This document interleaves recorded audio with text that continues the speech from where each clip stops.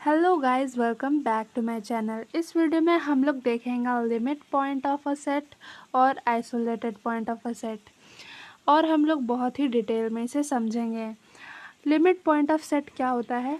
A point P is said to be a limit point of a set A subset R if every neighbor of point P contains at least one element of A other than P।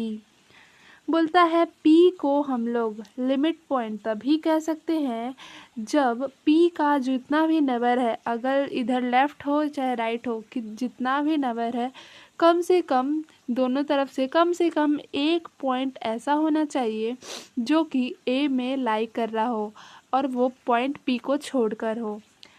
P will be a limit point of A if for each epsilon greater than 0 then the open interval P minus epsilon comma P plus epsilon contain at least one point of A other than P। यानी कि इस interval के अंदर में एक ऐसा point होना चाहिए P को छोड़कर जो कि A में भी लाई करता हो, तभी उस पॉइंट को हम limit point of set A कहेंगे। चलिए आइसोलेटेड पॉइंट ऑफ सेट समझते हैं। If P belongs to A and P is not a limit point of A, अगर P limit point of A नहीं होगा then P is called isolated point of A। अगर limit point P नहीं होता है तो वो आइसोलेटेड पॉइंट ऑफ A होगा। चलिए एग्जाम्पल से समझते हैं। हमने एक सेट लिया 1,5 जो कि हमारा इस तरह से हमने इसे ओपन कर दिया है, और ये हमारा 1 है, इसमें 5 है इसमें, और रियल नंबर है। Considered P is equals to 3। हमने एक एलिमेंट लिया है, मान के चलिए A का एलिमेंट है जो कि है P, और एप्सिलॉन लिया है हमने 0.1। तो interval P minus E comma P plus E, ये हमारा इंटरवल लेने का है, सो ले लिया हमने। और इसमें क्लियरली हम लोग देख सकते हैं ये इंटरवल इस तरह से लिखा जाएगा क्योंकि एप्सिलॉन का वैल्यू ये है।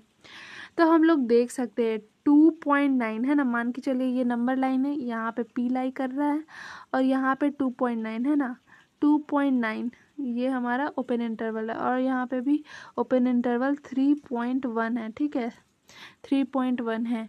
तो हम लोग कह सकते हैं कि P यानी कि ये जो 3 है ये हमारा लिमिट पॉइंट है। क्यों? क्योंकि हम लोग इधर भी कोई भी, इधर का नेबरहुड एलिमेंट, इधर का नेबरहुड एलिमेंट, दोनों तरफ हम लोग देख सकते हैं कि देयर एग्जिस्ट अ नंबर जो कि A में बिलोंग करता है, यानी कि 3 हमारा लिमिट पॉइंट होगा।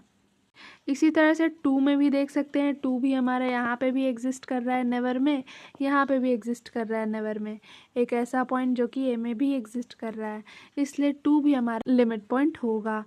4 में भी आप लोग देख सकते हैं कि 4 में भी यहाँ पे भी कुछ एप्सिलॉन लेके यहाँ पे भी इंटरवल बनाएंगे और देखेंगे कि इसमें भी एलिमेंट एग्जिस्ट कर रहा है, यानी 4 भी लिमिट पॉइंट हो सकता है।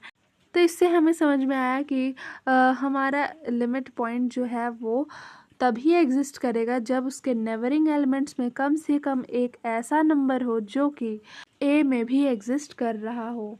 अब हम लोग चलिए 1 और 5 की बात करते हैं। तो हम लोग देख सकते हैं कि 1 में इधर तो हमारा एलिमेंट एग्जिस्ट कर रहा है, इधर नहीं कर रहा है। सिमिलरली 5 में देख सकते हैं इधर हमारा एलिमेंट एग्जिस्ट कर रहा है, लेकिन इधर ऐसा कोई एलिमेंट एग्जिस्ट नहीं कर रहा है जो कि A में हो। 1 और 5 हमारा आइसोलेटेड पॉइंट है। देख सकते हैं हमने जब P पॉइंट लिया और एप्सिलॉन 0.1 लिया तो हम लोग देख सकते हैं कि इंटरवल हमारा ये और ये आ रहा है। ये तो हमारा सेट A में आता है लेकिन ये सेट में नहीं आता है, इसलिए हम लोग इस इधर के सेट में नहीं आ रहा है, इसलिए हम लोग कह सकते हैं कि यहाँ पे जो P है, P इज इक्वल्स टू 1 जो है वो हमारा आइसोलेटेड पॉइंट है। आई होप आप लोग को limit point of a set और isolated point of a set clear हो गया होगा। मिलते हैं नेक्स्ट वीडियो में।